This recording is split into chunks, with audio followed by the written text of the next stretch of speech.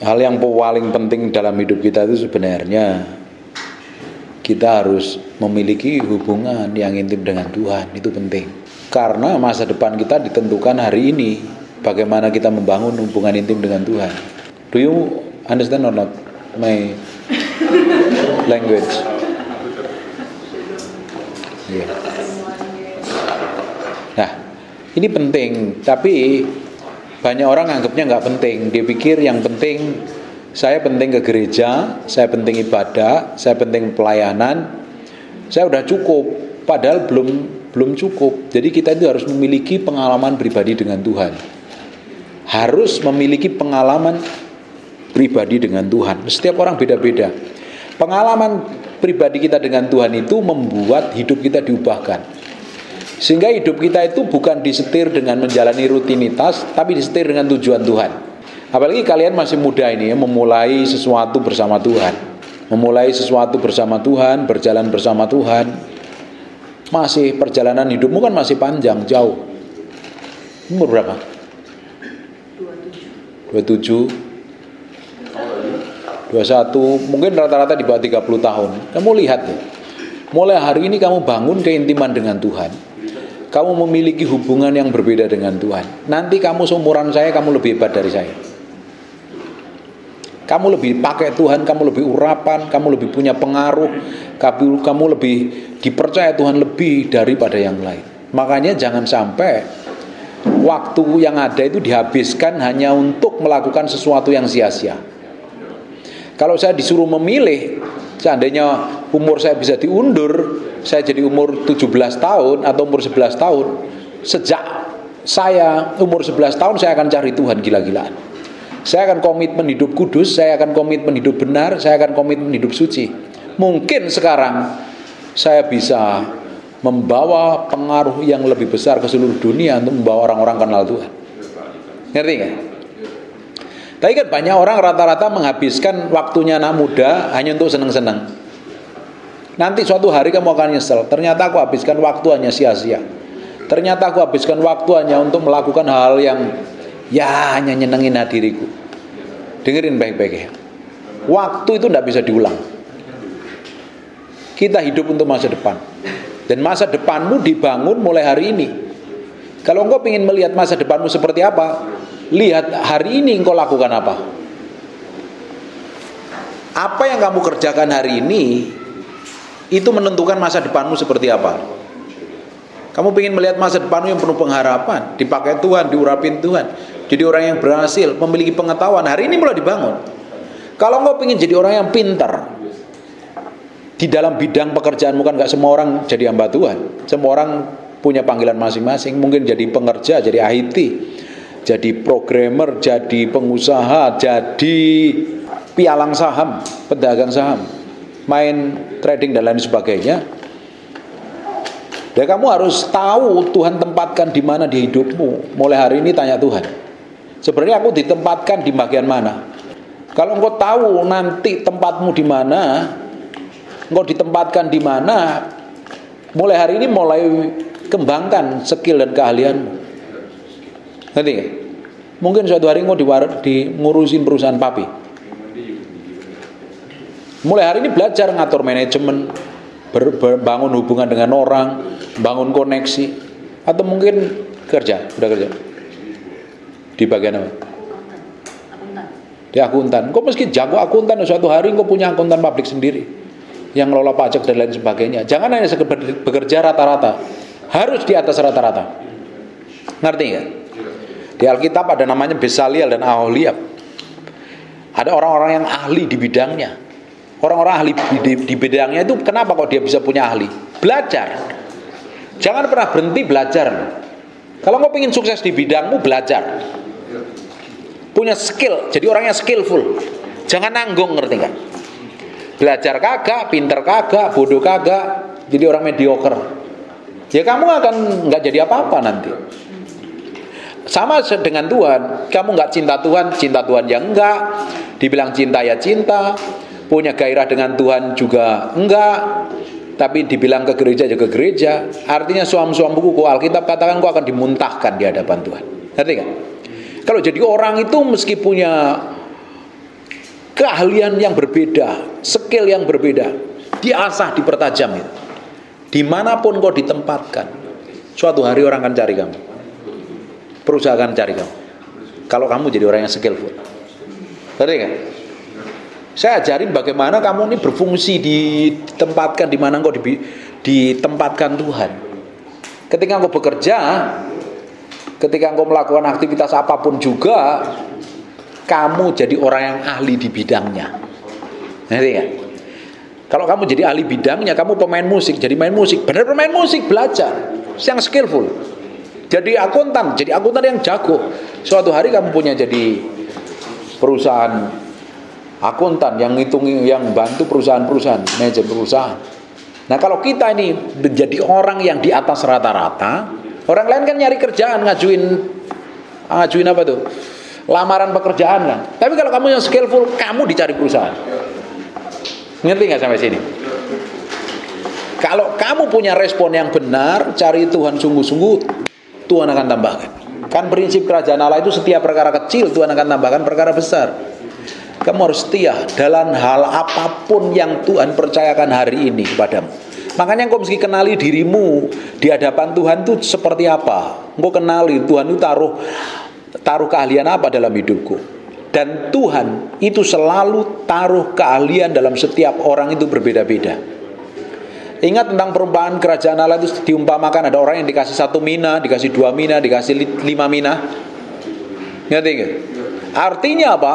Tuhan selalu percayakan kepada setiap orang percaya itu minimal satu keahlian. Satu keahlian. Sebenarnya talenta itu bukan ngomong keahlian loh. Talenta itu ngomong duit. Artinya dikasih modal sama Tuhan. Itu satu talenta kalau dirupiahkan hari ini itu nilainya kurang lebih hampir 100 miliar, 90 sampai 100 miliar. Gede kan? Kecil loh. Hanya satu loh. Ya bener ya? Tapi menurut kita gede kan? Tuhan yang dikasih satu. Itu kalau dirupiahin 90 miliar dengan nilai US dollar hari ini. Artinya Tuhan punya taruh keahlian masing-masing dalam diri kita ini kan berbeda-beda. Minimal satu kasih Tuhan. Kalau engkau semakin bisa dipercaya, semakin ditambahkan. Artinya Tuhan tuh mau hidup kita ini berhasil dan sukses. Makanya Alkitab katakan Tuhan berikan kekuatan kepada kita, kemampuan untuk mendapatkan kekayaan. Ya kita kan pengen jadi berkat kan. Kita nggak bilang bisa jadi berkat atau memberkati orang miskin menjadi berkat buat banyak orang kalau kita sendiri melarat kekurangan. Apalagi kita sendiri bodoh. Bagaimana kita bisa jadi berkat kalau kita sendiri bodoh? Hanya pulang gereja plonga-plongo, udah begitu malas kerja. You know plonga-plongo?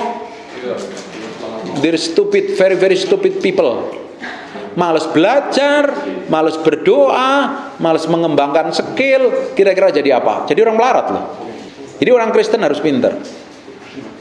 Kalian harus pintar di bidang.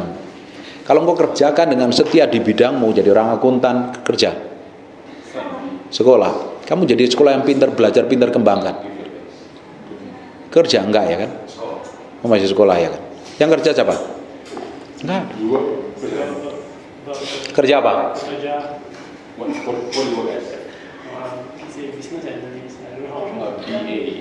Business analyst. Kembangkan skillmu. Belajar terus, jangan males. Jangan hanya cukup, yang penting aku cukup. Cukup toh. Tuhan mau kita lebih. Kamu lebih, kamu akan ditambah-tambahkan. Ingat enggak? Yang 5 dikembangkan jadi 10 kan? Talentanya. Yang satu malah males-males, nggak ngapa-ngapain, nuduh yang ngasih malah orang jahat kan? Tahu nggak apa yang terjadi?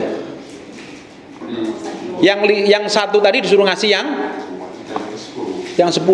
Artinya apa? Semakin kita bertanggung jawab dengan apa yang Tuhan percayakan dalam diri kita, Tuhan semakin tambah. Semakin kau punya skill dan kemampuan, kau tambah-tambahkan menjadi orang yang sukses dan berhasil. Belajar, fokus belajar sambil tanya Tuhan, Tuhan kau tempatkan aku di mana? Suatu hari aku bekerja bagian apa? Tuhan tujuanku apa?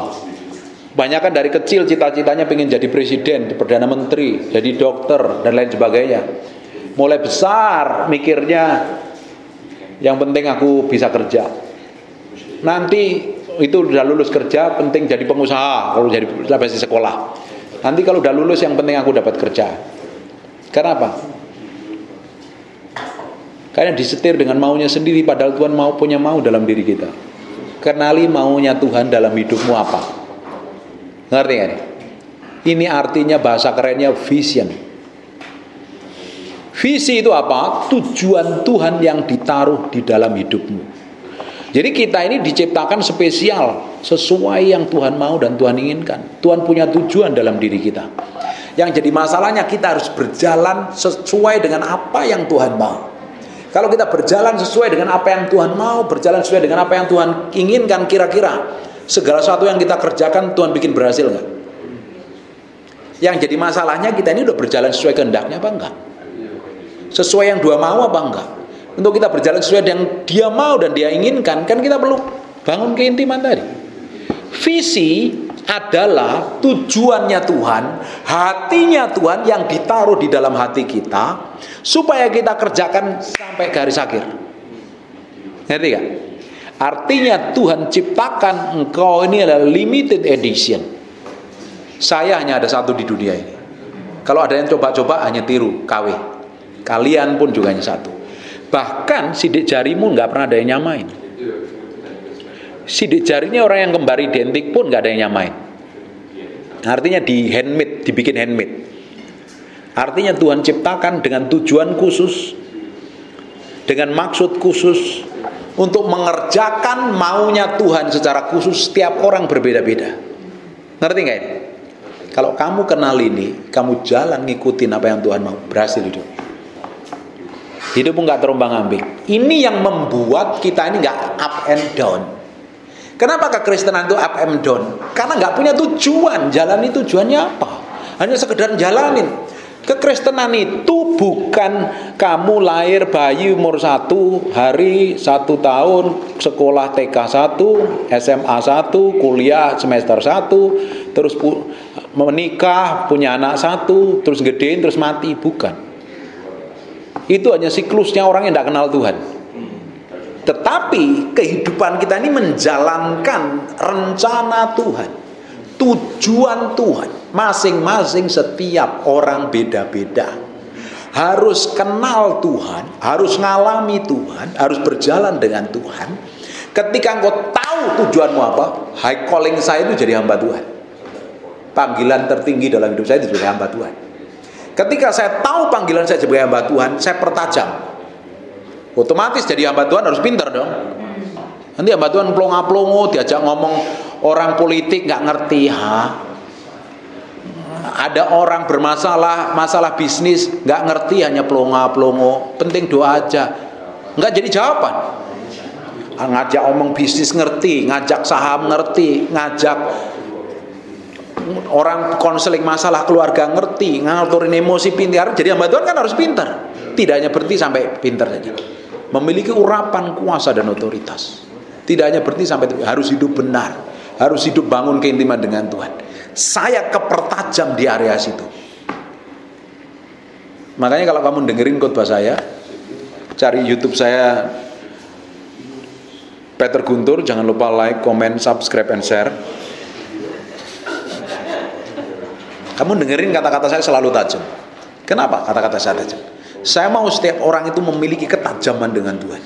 Hidup benar, hidup kudus. Kalau saya jadi hamba Tuhan bodoh, ya nggak mungkin diundang. Saya meski di atas rata-rata. Jam 2 saya di atas rata-rata, jam puasa saya di atas rata-rata, komitmen saya Tuhan juga di atas rata-rata. Amin. Ketika saya melakukan di atas rata-rata, Tuhan akan percayakan lebih besar lagi. Ngerti gak? Kamu jadi akuntan harus di atas rata-rata orang Singapura. Kembangkan kapasitasmu, belajar pajak, belajar manajemen risk management, belajar bagaimana ngatur keuangan baik dan segala macam lah. Belajar saham dan lain sebagainya. Kembangkan kapasitasmu. Semakin kau kembangkan, semakin ditambahkan. Semakin dikembangkan, ditambahkan. Jadi anak Tuhan yang ngakunya Kristen dan ibadah di gereja dilarang bodoh. Saya harus pintar, katakan. Saya harus pandai, penuh hikmat. Saya harus rajin. Jangan semua ngandelin orang lain, terus malas belajar. Sudah malas belajar, karakternya jelek, mulutnya jahat, hidupmu jadi apa? Kata orang Jakarta jadi dodol. Tahu nggak dodol? Jenang apa ya dodol itu? Ya kurang lebih begitu. Coba diulang lagi. Mantap. Kita harus pintar. Jadi tahu. Ketika engkau tahu tujuan Tuhan, kamu kejar ini. Saya tahu panggilan saya kejar panggilan saya. Kejar tiap hari. Dan saya pasti nggak bakalan lemah dong. Sampai garis akhir, saya akan tetap semangat. Karena suatu hari, segala sesuatu, ingat nggak uang mina itu? Akhirnya di ujung dari segala sesuatu yang dipercayakan dari 1 mina, 2 mina, dan 5 mina, diminta pertanggungjawaban nggak? Diminta pertanggungjawaban sama yang ngasih kan? Segala sesuatu yang Tuhan beri sama kita, apapun itu namanya, skill, kepandaian, hikmat, pengertian, bahkan even kata-kata yang keluar dari mulutmu, suatu hari kita akan bertanggung jawabkan di hadapan Tuhan. Ngerti kan? Kalau engkau didapatin bisa bertanggung jawab, Tuhan tambahkan double porsi. Jadi sebenarnya anak Tuhan itu nggak ada yang kere, melarat, kekurangan, bodoh, pelongo-pelongo, itu nggak ada. Semuanya menjadi orang yang pintar. Keren nggak Tuhan? Kira-kira hidupmu kira-kira powerful nggak? Ada pengharapan nggak di masa yang depan? Ngerti sampai sini? Kamu nggak bakalan, aduh piye ya, gimana ya, pusing aku ngadepin masalah ini, aduh males lah cari Tuhan, nggak bakalan begitu. Tapi kamu semakin kejar Tuhan, semakin dekat dengan Tuhan, semakin bisa dipercaya, dipertambahkan hikmat, pengertian, pengetahuan, bahkan berkatmu pun juga sedang disiapkan, pengaruhmu pun juga besar. Powerful guys. Ikut Tuhan itu enak, katakan. Ikut Tuhan itu enak. Ikut Tuhan itu bahagia, enggak stres, enggak bingung, enjoy kan? Bener tak? Kamu harus kejar ini. Suatu hari kamu tahu, ngerti tujuan Tuhan, kamu lakukan, pengaruhmu powerful sekali.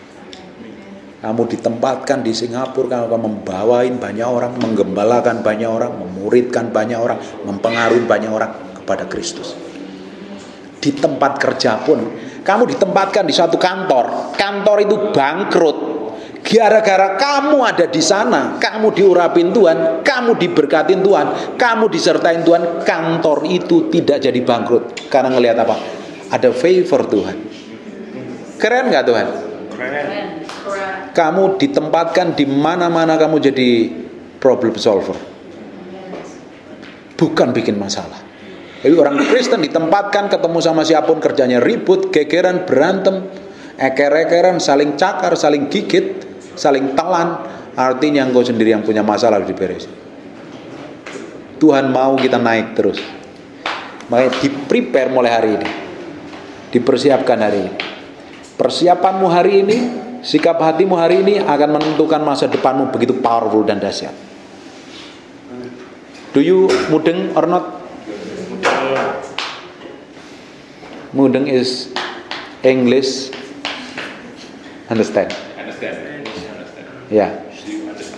Jadi kira-kira kamu bisa melihat masa depanmu seperti apa kan? Dimulainya hari ini.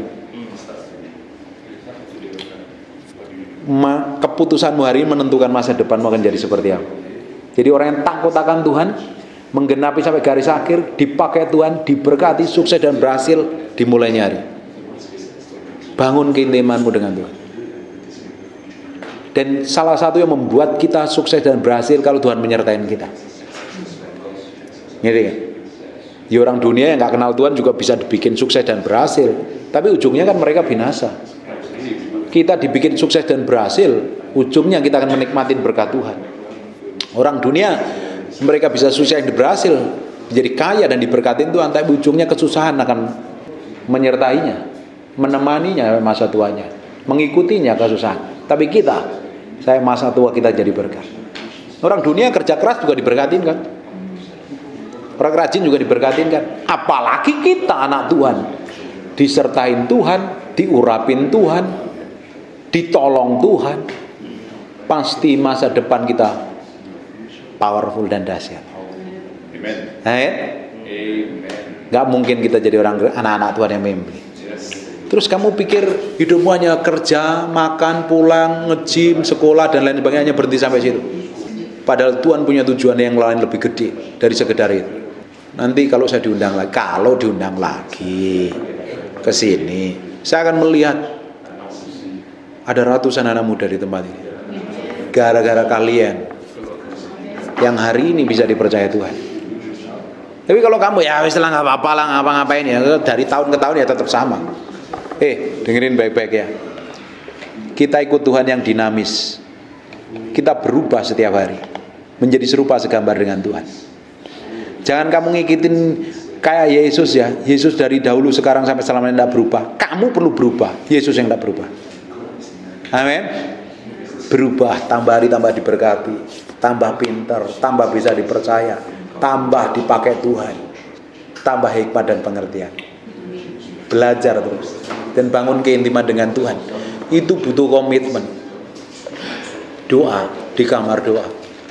Bangun keintiman dengan Tuhan. Sembah Tuhan. Tuhan, aku nggak tahu caranya berdoa. Mungkin ngomong sama Roh Kudus. Roh Kudus ajarin aku berdoa. Kok Tuhan akhir-akhir ini aku males ya? Kok Tuhan akhir-akhir ini aku nih kok lelah ya? Minta Tuhan pulihkan aku. Harusnya kalian masih muda punya semangat. Dengerin baik-baik ya. Kalau mulai hari ini kamu masih umur segini nih, cinta Tuhan, hidup dalam kekudusan, hidup takut akan Tuhan, mencintai Tuhan lebih dari apapun juga. Nanti seumuran saya, kamu bisa keliling dunia menjadi berkat bagi banyak orang. Bahkan kamu ditempatkan di perusahaan-perusahaan itu akan diberkati. Bahkan kamu sendiri bisa bikin perusahaan yang menjadi berkat bagi banyak orang.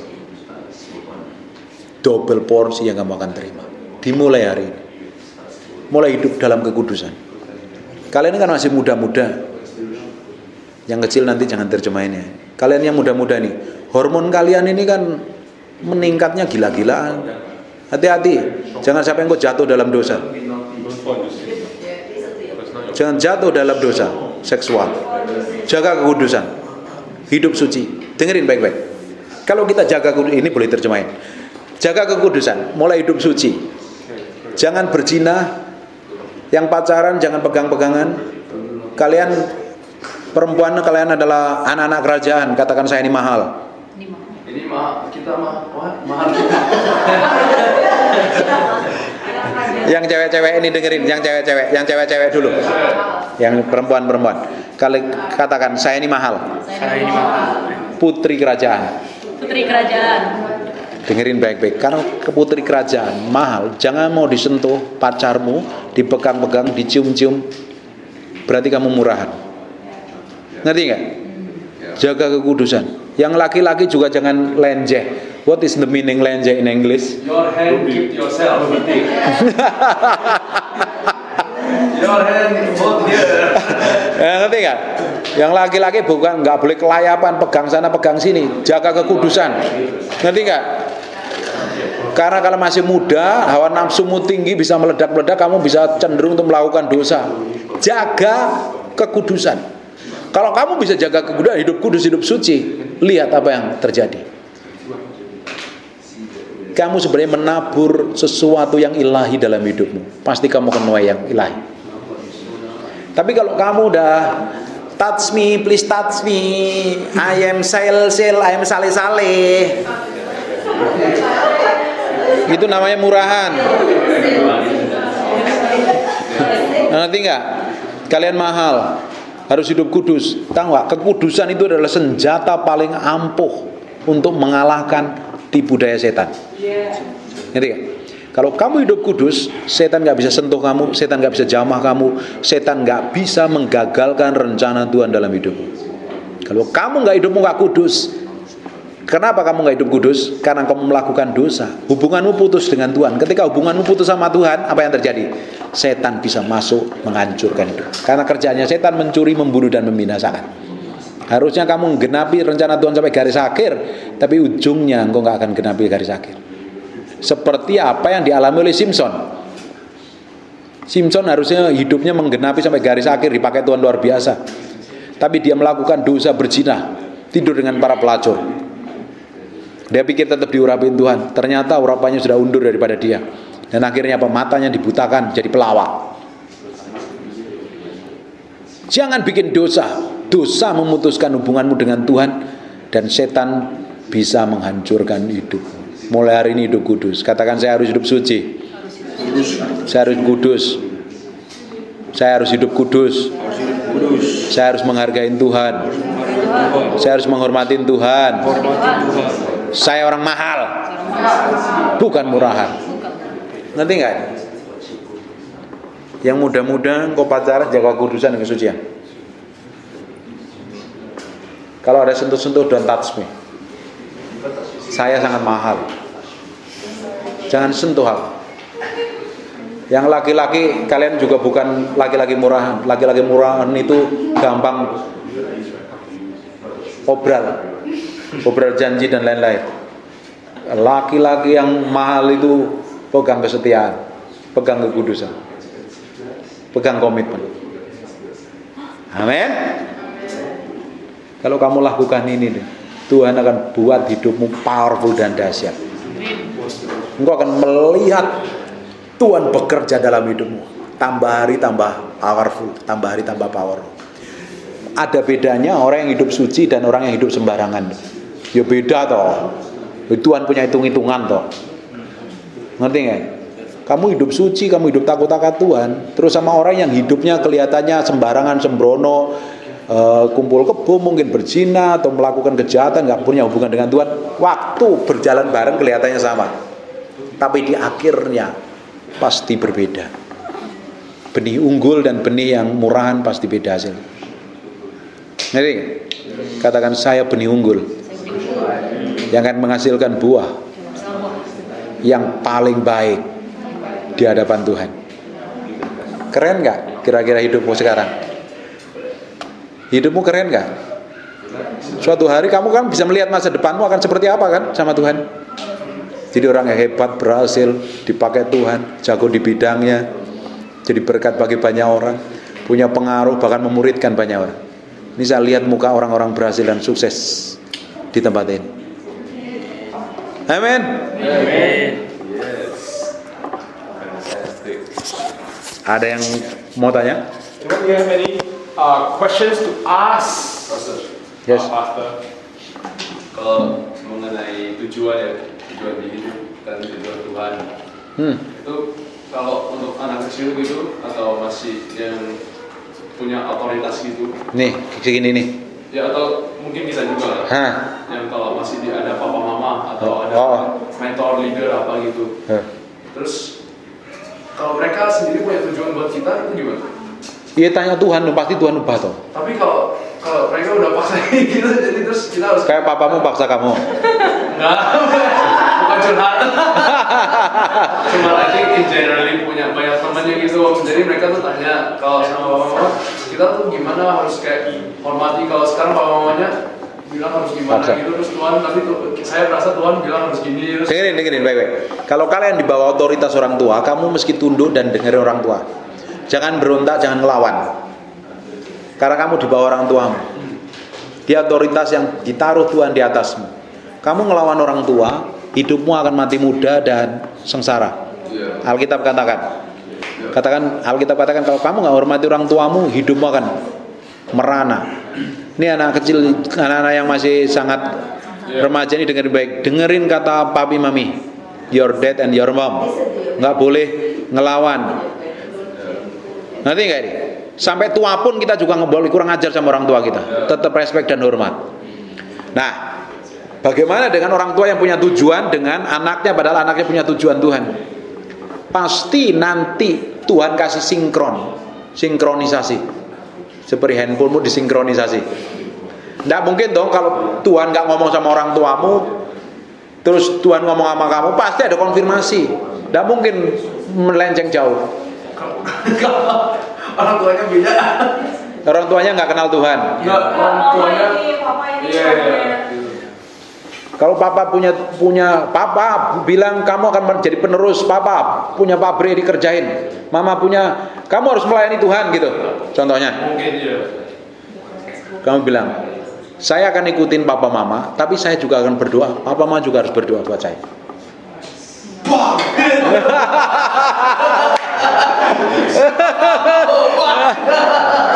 Enggak bakalan gitu. Enggak bakalan. Pasti Tuhan ngomong. Pasti Tuhan akan ngomong sama papa mamamu dan Tuhan akan ngomong sama kamu. Pasti yang jelas Tuhan akan berikan yang terbaik. Enggak mungkin dong papa mama berdoa, kamu berdoa, terus isinya ribut gegeran. Wah, bukan dari Tuhan itu mah. Pasti Tuhan kasih cari yang terbaik. Itu hebatnya Tuhan kita. Karena Tuhan selalu memberikan roh yang membuat kita damai sejahtera, bukan gegeran berantem. Ya gampang sih memang. Kamu perlu berdoa banyak sama Tuhan. Kayaknya kamu sih harus jadi penerus papi mami sih kelihatannya. Mungkin kamu yang jadi gembala kayaknya ya. Dia yang jadi pengusaha ya? Atau dua-duanya? Kerjasama lah. Kamu jadi pengusaha, dia jadi gembala, atau ya dua-duanya jadi pengusaha dan gembala, boleh lah. I think that's not for public consumption. That's private information. Manifested in due time. Pasti orang tua itu pingin anaknya dapat yang terbaik. Nggak mungkin orang tua, kecuali orang tua agak gila ya, penjerumuskan anaknya pada kehancuran, itu lain ceritanya. Tapi orang tua yang di dalam Tuhan itu pingin semua anak-anaknya dapat jodoh yang terbaik, pasangan hidup yang terbaik, masa depan yang terbaik. Tapi yang jadi masalahnya sekarang orang tuamu tuh hidup di zaman bukan zaman milenial, kalian hidup zaman milenial. Cara pandangnya papi sama mami sama cara pandangmu berbeda. Ngerti nggak? Seringkali nggak cocok.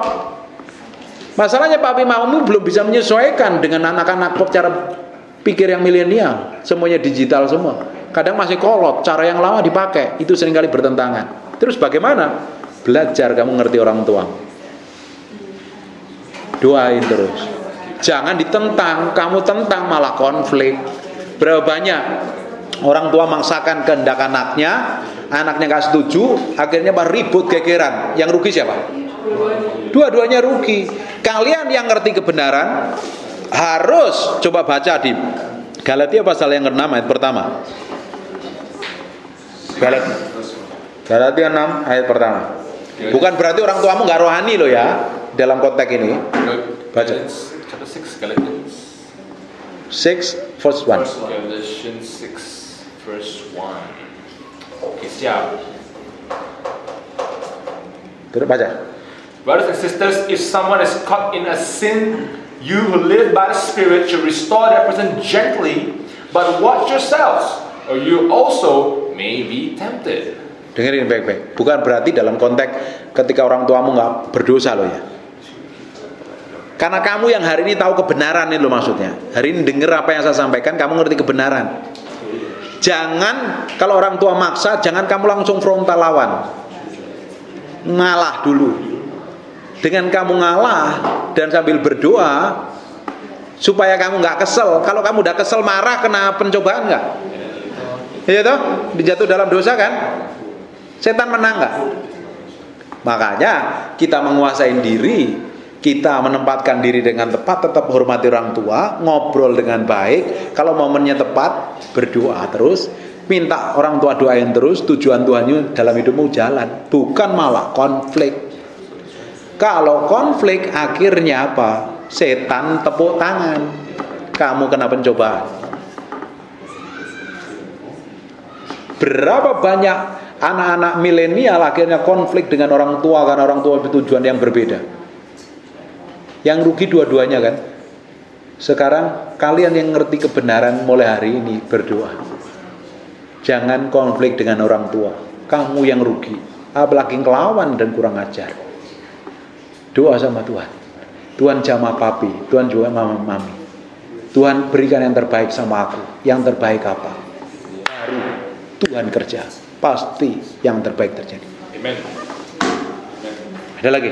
Apa? Mau tanya apa lagi? Anything else? On the ground? Tanya apa lagi? Hosea? Are you okay? Hosea? Yang belum nikah. Siapa yang belum nikah? Banyak Ini baru nikah. Ini baru nikah. Yang nikah ini doang. Dengerin yang belum nikah ya. Dengerin yang belum nikah. Jangan milih pasangan atas dasar cinta. Cinta itu menipu. Cinta itu menipu. Kamu pilih pasangan atas persetujuan Tuhan. Ini jodoh yang datangnya dari Tuhan. Kalau kamu cinta, cinta itu bisa luntur kapan saja. Tapi kalau dari Tuhan, meskipun kamu ribut, gegeran, berantem, itu dari Tuhan tetap yang terbaik. Ngerti gak? Jangan milih pasangan karena muka mulus cantik. Itu muka dikelupas setengah senti jadi horor loh. Ngerti gak? Muka cantik, muka ganteng kalau dikelupas setengah senti horor itu jadi. Ngerti gak? Nikah itu dengan karakter. Kamu nikah dengan perempuan cantik atau laki-laki ganteng kayak Lee Min Ho atau Kim Jong Un. Kamu nikah dengan yang ganteng kayak apa, cantik, kalau karakternya buruk, pernikahanmu horor kan.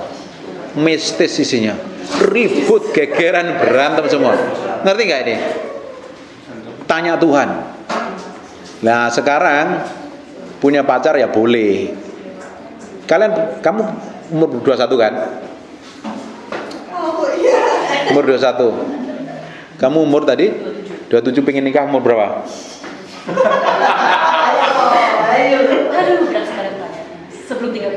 Sebelum 30. Sebelum 30, contohnya dia umur 27. Dia pengen nikah umur 30. Dia boleh pacaran baru umur 28. Kenapa?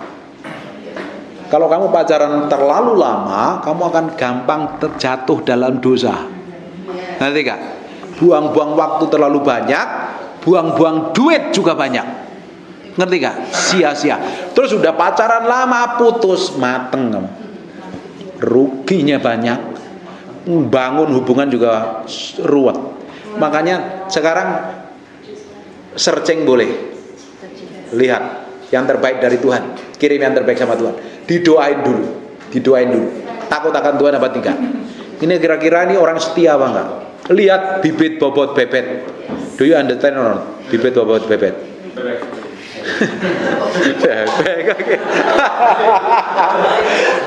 Orang tuanya seperti apa, keluarganya dari mana, modelnya kayak apa, kalau marah seperti apa, kelakuannya seperti apa, ada keturunan dari keluarga gila apa enggak, keluarga stres bunuh diri enggak, kena penyakit AIDS apa enggak, perlu loh ini. Sebelum kalian nikah perlu cek darah loh. Jangan-jangan dia pernah kena AIDS, kamu nikah, kamu repot urusan. Agak ekstrim ya. Saya ngajarin kalian memang harus pinter. Jadi orang Kristen yang pinter memilih pasangan, supaya yang terbaik yang Tuhan siapkan dari hidupmu. Jangan salah pilih pasangan, babak belur hidupmu. Saya udah ngonselingin orang, hampir tiap hari ngonselingin orang selingkuh dalam pernikahannya, berzina dalam pernikahannya. Ruwet urusannya. Kacau hidupnya, gak bahagia dan gak tenang. Saya pastikan kalian memilih pasangan yang terbaik. Yang pertama dari Tuhan, tanya Tuhan. Terus jangan maksa. Dibawa pasanganmu, kenalin orang tuamu. Orang tua komentarnya apa? Kalau orang tua larang, jangan paksa. Jangan kawin lari. Kawinnya ambil duduk. Maksudnya jangan menikah tanpa persetujuan orang tua. Ngerti gak? Nanti kamu mendatangkan kutuk dalam pernikahan. Harus diberkati. Dan ketika engkau mau nikah, jangan berzina. Kamu nabur benih perzinahan. Ketika sebelum kamu diberkati udah berzina, di dalam pernikahanmu ada perselingkuhan dan ada perzinahan. Karena menabur benih yang jahat. Terus bagaimana kalau saya udah pernah lakukan? Bertobat hari ini. Ngerti gak? Pak, saya udah dulu belum ngerti kebenaran. Bertobat hari ini. Minta ampun sama Tuhan. Tuhan bisa pulihkan.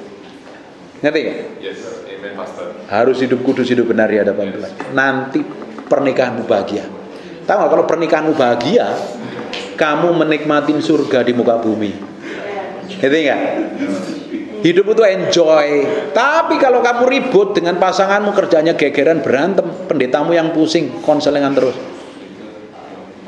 Kamu menikmatin Tuhan di muka bumi, menikmatin surga di muka bumi kalau kamu punya pasangan yang tepat. Amin. Jadi kira-kira saya mempersiapkan sesuatu yang ilahi dalam hidupmu juga jangan sampai salah pilih pasangan. Hormatin orang tua, kasihi mereka. Sekalipun mereka punya cara pandang yang gak kolot dalam tanda kutip, kita yang milenial harus respect dan hormat. Ngerti gak? Ngerti gak? Jangan dilawan terus. Kamu ngelawan orang tua, kamu mendatangkan kutuk dalam hidupmu. Orang tua itu galak, ketus, cerewet. Ya, pasti orang tua itu kebanyakan, apalagi mami ya. Mami itu lebih cerewet daripada papi ya kan. Karena ya memang dari sononya kayak begitu, terima aja. Karena itu tandanya dia sayang sama kita. Ngerti gak? Kayaknya bikin peraturan macam-macam kan. Kok hidup saya ini kan seperti dalam burung dalam sangkar nih, terpenjara ini. Siapa yang pernah alami kayak gitu? Karena peraturan orang tua. Ada nggak? Kok kalian ini senyum-senyum ini kenapa? Ya benar kan? Tahu nggak? Saya kasih tahu ya. Waktu saya seumuran kalian itu banyak peraturan, nggak boleh ini, nggak boleh itu. Rasa kok hidup kok tertekan banget sih. Banyak peraturan, maunya kita kan lawan terus kan. Setelah saya umur 40 tahun saya baru menikmati larangan-larangan yang orang tua saya larang buat saya. Aturan-aturan itu saya tepatin dan ternyata saya baru menikmati. Oh ini loh maksudnya. Ngerti gak?